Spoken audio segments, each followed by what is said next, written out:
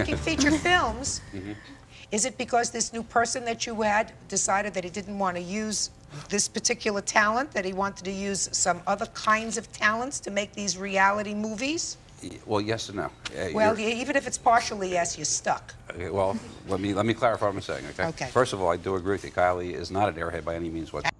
Absolutely not. She's highly successful, and she's at the top of her field, and deservedly so. But we feel it's not our job to track a star down. We make an agreement to make movies, okay? What, is she supposed to check in with you every day? No, let me finish my sentence, please. Yeah. Okay. Often I did. Okay. Well, what we do is, okay, one schedule I did receive, okay, was booked for the month, okay? The following month, I can't say firsthand that I saw any kind of schedule fax whatsoever. To my knowledge, it wasn't, because I did have communication with the fellow that was in charge of production. Well, if you had communication with the person who was in charge of production, I'm going to let you offer this one piece of hearsay, sir. How many times, and I think you're an honest person, how many times were you told that they tried to reach the plaintiff to do a film and could not? I don't have an answer for that. That's the issue. It would seem to me, and I'm a lay person, this is not my industry, this industry, or theatrical industry, but it just seems from a common sense perspective. I am a producer. I have a film that I want to produce. I have a talent that I want to utilize. I pick up the phone and I call that talent, either at a home or at a 1-800 number that she has so she can be beeped all over the place, and I say, I have a film that I want you to do next week, in 2 weeks, in 3 weeks. Right? It would seem to me that the talent doesn't call you periodically because she might miss an opportunity. If the responsibility was hers and she, for instance, called you every 2 weeks, well, it was the odd week that the opportunity arose, and you're suggesting that she is to be penalized for that. No.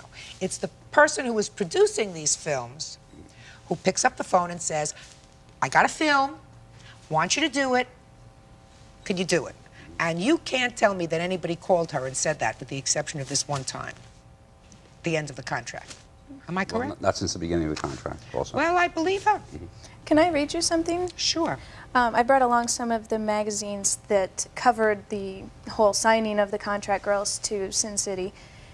Most of them are AVN Magazine, the Adult Video News. No, you don't have to read them to me. I have one question for you. Don't read them to me. Are you As sure? a matter of fact, I'm absolutely positive. Okay. Because they're really not relevant to this contract. I mean, I understand. There's just a quote in there from Mickey Blank that I think you would find quite amusing. Well, what does he say? All right. Just Twist your one quote. One quote. I'm always pleased to be amused.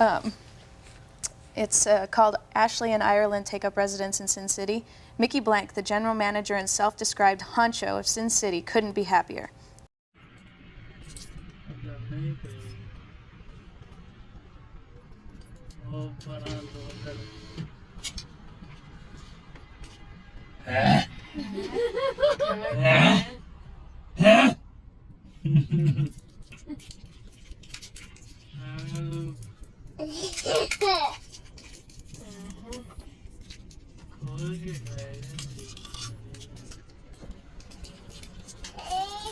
आया उसको खा तेरा गला साफ होएगा